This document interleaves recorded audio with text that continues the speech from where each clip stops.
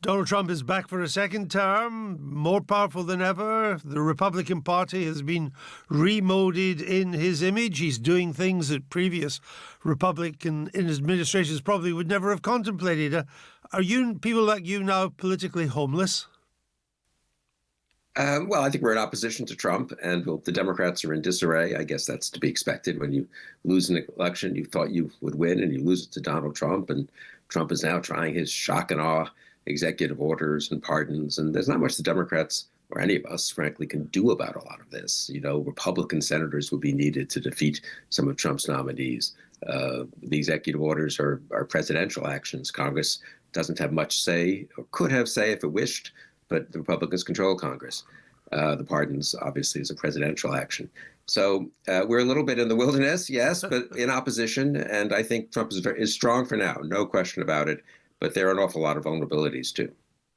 But in terms of ever taking back the Republican Party, making it more the way it was, I mean, didn't you shoot yourself in the foot by not just being against Trump? I understand that. But you backed, you and others, Republicans, you backed Kamala Harris. That surely puts you now beyond the pale in the Republican Party. I think it does. I think I was already probably beyond the pale, frankly, after 2020 when I backed Biden. And I'm honestly happy to be beyond that pale. That is not a pale I want to be part of, if I can mix metaphors here or something like that. But, you know, I mean, if you look at what he's doing in terms of politicizing the government and the Justice Department, undercutting the rule of law, the really draconian efforts against immigrants and against refugees. We have Afghans who fought with us, who Trump has now canceled. They'd already gone through all the paperwork, about 1,500 of them to come to the U.S. Their family members are here. Trump's canceled that. I mean, the stuff that's happening, what could happen in foreign policy, you know, I don't really want to be part of that party. Whether the Democrats can be a more effective governing party, that's a big challenge. But I think that's the hope for people like me. I mean, when you look at what he's done with the rioters and the pardon, I mean, and if you look back, if you're kind of an outsider looking in, you see that those who rioted for Black Lives Matter after the George Floyd death in democratic cities were largely treated with kid gloves. And then you look at these violent rioters on January the 6th, they've now been pardoned. I mean, it seems that the justice system is entirely politicized in America now. Well, but I don't know. A lot of rioters were punished, actually, in 2020. And if some localities didn't do a good job on that, voters could change that. This was an assault on the Capitol, violence against police. I think violence against police was charged in these cities, and plenty of people are in jail. And Trump's pardoned them all. And I don't think, you know, Democratic mayors and governors didn't pardon.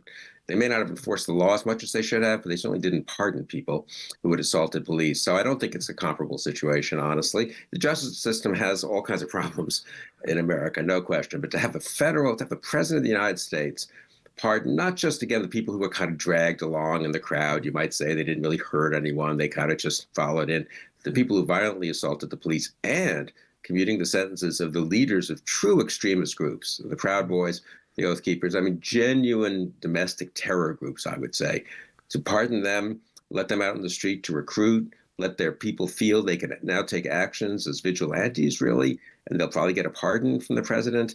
I think we're in a very dangerous place. I don't approve of the riots in 2020, but the truth is they happened in the heat of the moment. They went away. They haven't been repeated. And that's an unfortunate thing to happen in a country. This is at a whole different level, I think. I understand. I would suggest it means that the next time any Republican claims that they're the party of law and order, we just quietly chuckle or guffaw. I mean, I think so. And honestly, the Justice Department, I mean, whatever one thinks of it, they've made mistakes, but they have been pretty, on many, many issues, career employees, and this is, of course, the case in Britain even more, but career employees have made decisions, run the place, maybe too much so sometimes, you know, they undercut the political people. But in a way, you want to err on that side, don't you? Especially in the administration of justice and the rule of law. And for Trump's Justice Department, they've already, I think, fired 15 career people whose decisions they decided they didn't like. again, just after taking over, it's not as if they reviewed it carefully. It's not as if there's an attorney general in place. One of the amazing things that's happening is a bunch of staffers went over things while during the transition, and of course over the last few years, decided whom they didn't like, and they're busy moving those people out and changing civil service rules to move them out. And again, it's not as if people have been put in authority, have done a careful review for a month, and then decided I'd prefer, Jim Jones instead of John Smith in this position. So the degree of just kind of pure enforcement of political will, that's not healthy for the system. And even when you look at all that, though, the prospects for America, I would suggest they're still quite bright, despite everything you've just said, which has a lot of support. I understand that. Trump takes over an economy that's actually in pretty good shape, despite everything they said during the campaign. Right. The U.S. economy is growing well, and if Trump continues with policies of plentiful, cheap energy, we've just seen this massive deal coming up, which was already in the works under Mr. Biden, $500 billion going into artificial intelligence, and probably widespread deregulation about to take place, which most Republicans generally favor. You could see even more growth coming into the American economy. Oh, no, I think so. And it is striking. People like you and me have been around for a while. Remember, Japan was going to go past the U.S. and China. Yes. And then if you look at these, yes, and if you look at the charts, it is kind of remarkable. The U.S. economy is actually a bigger percentage, I think, of the world economy than it was maybe 10 years ago. It's rebounded well from the pandemic. There's a lot of innovation here. What everyone thinks of the new, our new techno overlords, they are mostly living in America. They are in America, right? These companies are American. That's got to be an advantage for the future. Now, if we have tariffs, if we do other foolish things, things could fall apart. I'm more worried about the geopolitical world order, where we're such an important, I think, bulwark of it, and where Trump threatens, I think, our reliability there. Ukraine worries me a lot. But no, I agree. In many underlying ways, the country remains pretty strong, which makes it all the more, I think, it's ridiculous that Trump is sort of running on it's a terrible time in America. Things have never been worse. If you listen to his inaugural speech, I was like, really? Well, you make an important distinction there, Bill, between the geopolitical challenges that America faces and how Trump might handle them, and the economy, where he has an opportunity, if he doesn't blow it, to build an even stronger American economy. There's so much going on, it's hard to keep pace. So let's go straight to the Times' man in Washington, Alistair Dauber. Alistair, thanks for joining us. Let's start right away on tariffs. The talk of tariffs is growing.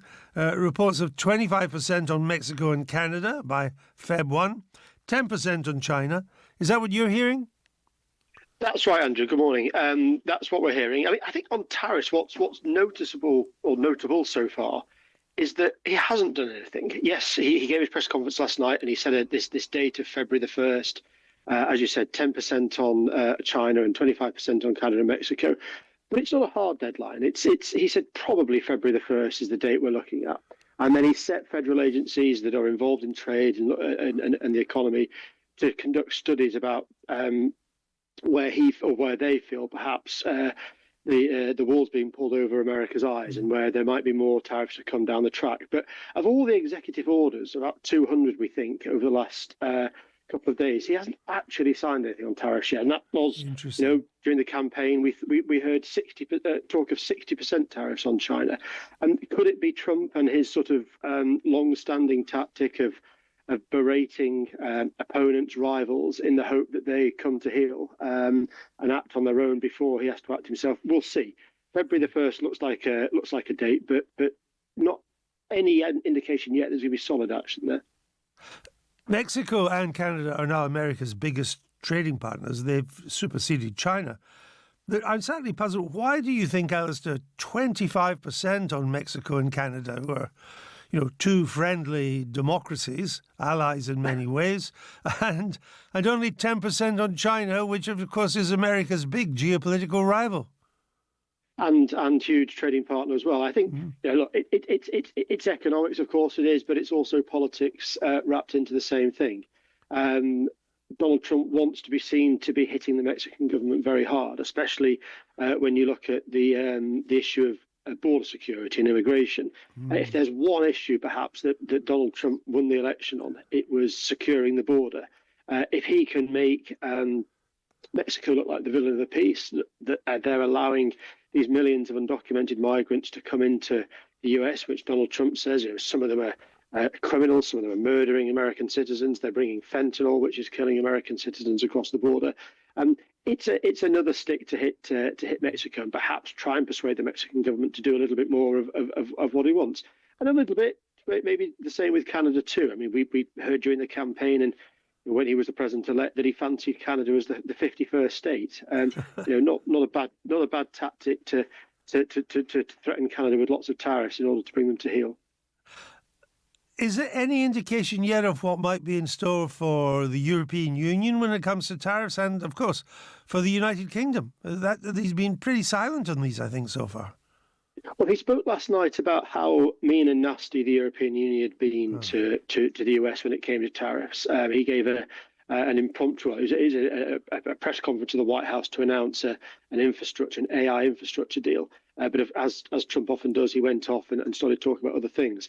The EU was very much in his crosshairs. He talked about how nasty and mean, as I say, the European Union had been, and that they could expect tariffs as well. Again, perhaps giving them a little bit of time to, as he would say, get their own shop in order before he has to do that. The UK, not so much. I think that there's fear in London that the UK gets wrapped into the EU when it comes to tariffs, and I think that the British government is trying very hard here, or the British representatives of the British government, to tell the new Trump administration the UK is different, London wants to be a partner, and that it should get some sort of carve out when it comes to particularly services that the UK exports to the US. Let's turn to these pardons. I'm slightly surprised that there isn't more of a reaction here in America as to what he's done. I mean, even violent rioters have had their sentences commuted. The Republicans are meant to be the party of law and order. And yet there's been this blanket pardon of 1,500 of the rioters, of the mob, on January the 6th. Has he just concluded he can do this because he doesn't pay a political price? I think so. And it's also, whether people agree or not, it's also a campaign promise delivered on. He said that he would free a lot of the J6 hostages, as he would call them, a lot of his supporters would call them. And he's acting on that. Now, we have had a reaction. We've had police unions come out overnight, saying how disappointed they are that some people who attack police officers have been released. And, Trump during the campaign talked about the death penalty for those that murder police officers. Again, trying to give this impression to be tough on law and order. He was asked last night at the press conference whether he thought that it was acceptable to assault police officers. He was given one example of one of the January the 6th attackers who'd been freed and having been convicted of that.